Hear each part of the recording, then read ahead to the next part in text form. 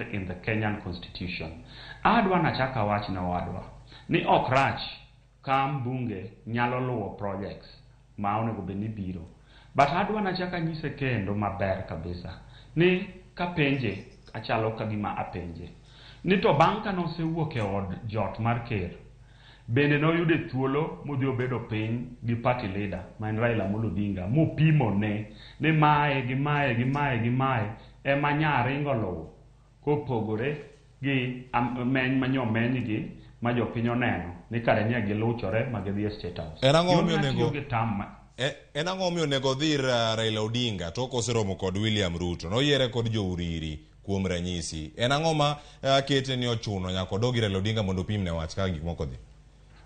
Gimomiyo nyaka odogi Raila Amolo Odinga oyiere kod jouriri through a political party. Oyiere kod jouriri to vehicle motere e bunge en ODM. And ODM nigi constitution ma wacho bende kaka gin bende gidwaro mondo dongruok oke kor gwenge ma wantiere kata mane constituencies ma wantiere. So ok en makosa mar ka en owuok od jot mar ker to chako dhi opimo ne jatende momiye ticket modhi odonjo go e bunge.